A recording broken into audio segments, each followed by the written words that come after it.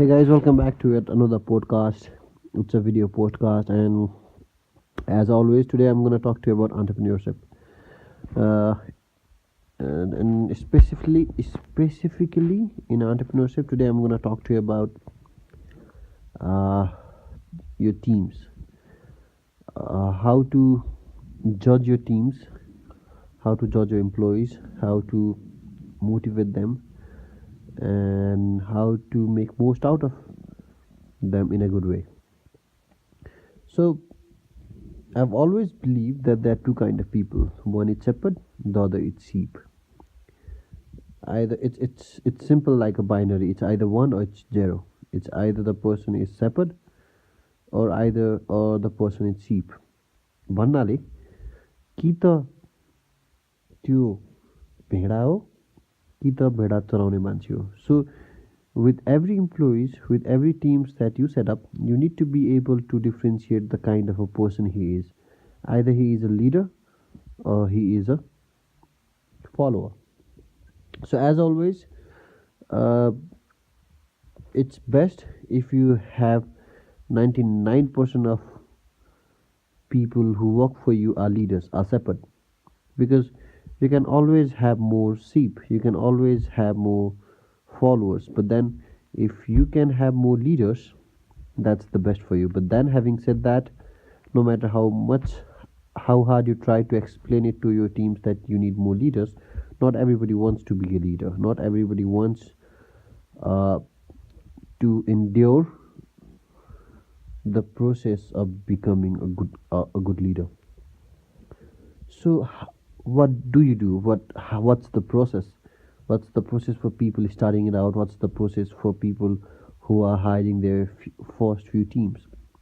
So the first basic steps is uh, you see how often do you have to tell someone the same thing to get it done. For example, एउटै कुरा 10 चोटि कसैलाई भन्न पर्छ भने, एउटै कुरा गराउनको लागि चाहिँ 10 चोटि कसैलाई भन्न पर्छ भने, he is more of a sheep. He is not a shepherd, because भेडा कस्तो हुन्छ, एउटा बाटोमा लैराख्नको लागि बेला बेलामा हानिराख्नु पर्ने हुन्छ, बेला बेलामा दिइराख्नु पर्ने हुन्छ नि, हैन? So if you have a person, if you have a team जसलाई चाहिँ एउटा केही काम गराउन भनिराख्नु पर्छ भने, maybe he is a sheep, not a shepherd. So one way to test someone if he is a sheep or not is uh, actually past work लाई हेर्ने र past work गराउनको लागि चाहिँ कतिचोटि भन्न परेको छ त्यो कुरा फिगर आउट गर्ने. सेकेन्ड, कतिपय मान्छेहरूलाई चाहिँ what do you give them is you give them access to control other people. So मैले फिगर आउट गरेको चाहिँ a lot of people wants to be very good, एकदमै डिसेन्ट, एकदमै हुन्छ नि, सबैसँग ठिक्क, सबैसँग राम्रो भन्न खोज्ने हुन्छन्. So maybe these are the sheep, they are not the shepherd, because सबैजनासँग ठिक्क हुनको लागि के हुन्छ भन्दाखेरि चाहिँ you always have to be neutral, न यता न उता.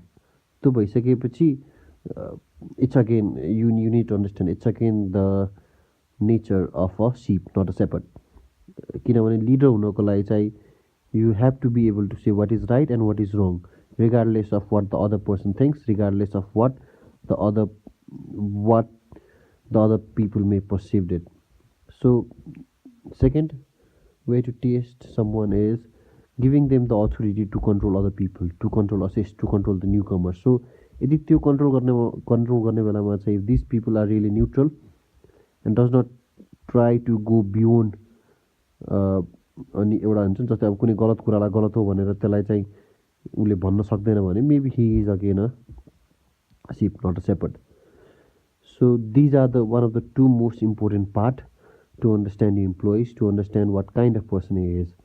First, if एउटै कुरा गराउनको लागि 10 चोटि या मल्टिपल टाइम्स 10 चोटि भनेर, it's not exactly 10 times, it could be multiple times, हैन? And second, if त्यो मान्छेले अर्को सेकेन्ड मान्छेलाई चाहिँ आफूभन्दा जुनियर मान्छेलाई चाहिँ काम गराउन सक्दैन, या त्यसको काम हेर्न सक्दैन, या त्यसलाई चाहिँ के कुरा राम्रोसँग असाइन गरेर उ लिन सक्दैन भन्दा चाहिँ के कुरा बुझ्यो भन्दा हुन्छ भने चाहिँ he is not a leader material, because he can't direct someone and follow up.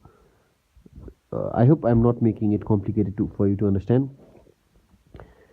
And the last thing is leadersहरू कस्तो हुन्छ भन्दाखेरि whenever you assign them work, they get they try to get things that could be done faster as soon as possible. हुन्छ नि ढ्याकढुक गर्न मिल्ने कामहरू चाहिँ ढ्याकढुक गरिदिन्छन् कि बिकज लिडर्सलाई चाहिँ हुन्छ नि अब आज यो काम कस्तो मेन्टालिटी सिपहरूको कस्तो मेन्टालिटी हुन्छ भन्दाखेरि चाहिँ अब आज यो काम भ्याइएन के अरे अब भोलि गर्ने त हो टाइपको भन्ने मेन्टालिटी हुन्छ। लिडर्सहरूको मेन्टालिटी कस्तो हुन्छ भन्दाखेरि चाहिँ यो गर्नुपर्ने काम त ढ्यापढुप गरेर भ्याइदिउँ न त, भोलि त काम गर्न त छँदैछ नि, भोलि त नयाँ काम गर्न या नयाँ केही इनिसिएटिभ लिन त छँदैछ नि भन्ने त्यो मेन्टालिटीको हुन्छ।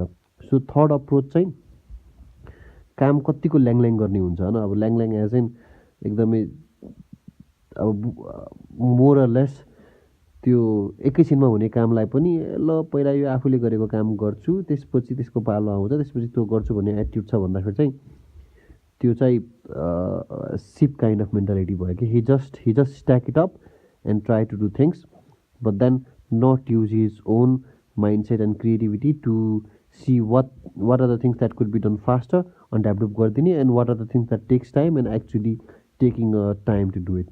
So yeah, I just talked to you about 3 steps to figure out the kind of a team that you have, and then once you figure out a sheep and a shepherd, make sure you behave accordingly.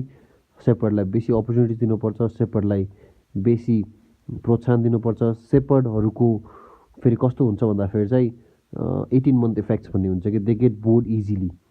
So you need to make sure that you constantly keep stretching them, giving them the new opportunities, new authorities, new responsibilities.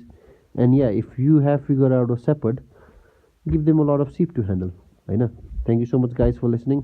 You guys have a great, good night.